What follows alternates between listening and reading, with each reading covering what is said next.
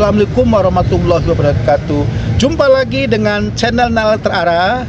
Pada episode ini, channel Nalar Terarah akan mengeksplor tentang apakah seorang muslim ketika mempelajari kristologi khususnya atau agama Kristen akan hilang keislamannya atau akan menjadi kafir. Nah, seringkali hal ini masih jadi bahan perdebatan. Nah, pada episode ini Nalar Terarah akan mengupas tipis-tipis agar bisa dipahami.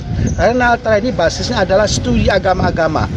Baik para pemirsa, kalau kita lihat yang namanya kristologi itu ilmu tentang Kristus. Nah, ilmu tentang Kristus ini adalah ilmu kekristenan yang dirancang oleh para pakar Kristen, teolog Kristen tentang Kristus sebagai Mesias, Kristus sebagai juru selamat. Nah, tentu saja di dalam kristologi itu adalah dasarnya adalah kitab sucinya itu Biblos atau tradisi gereja Bapak Gereja. Nah, seorang muslim ketika mempelajari hal ini itu wajar-wajar saja selama dalam kajiannya adalah akademis, bukan untuk diyakini tapi untuk dipahami. Sehingga kalau kita sudah mengerti tentang pemahaman kristologi, maka akan mengerti dan paham bagaimana berbicara dengan umat Kristen tentang Yesus.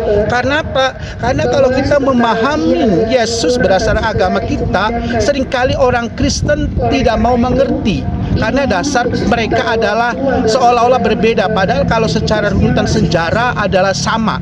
Nah, sehingga kita mempelajari kristologi atau agama Kristen, maka perspektif muslim dalam memahami ini adalah menggunakan perspektif Kristen. Nah, dari sini maka akan terjadi suatu dialog yang lancar, dialog yang memberikan suatu edukasi pada para pendebat atau para pengkaji agama-agama itu.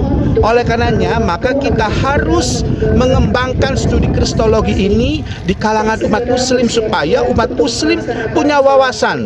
Sehingga ketika umat muslim mendasarkan kepada ajaran Quran untuk dialog dengan orang Kristen, maka orang Kristen tidak akan menerima. Nah, cara yang tepat ya tadi dengan mempelajari agama Kristen umumnya dan kristologi, maka terjalin suatu perspektif sehingga terjalin suatu otokritik. Nah, kenapa pendapat ini begini, kenapa pendapat begini? Nah, di sini kita saling berdebat dalam konteks akademik. Kenapa? Karena kajian agama-agama itu adalah dalam kajian apa? Karena kajian pemikiran kristologi ada kajian pemikiran manusia. Manusia itu diberi ilmu akal. Nah, di sini kita di dalam memahami kristologi itu boleh dalam berdebat tentang Kristen dengan orang-orang yang non-Islam. Nah, mudah-mudahan dengan cara seperti ini maka kajian kristologi di kalangan Islam tetap berkembang dan tetap mengacu pada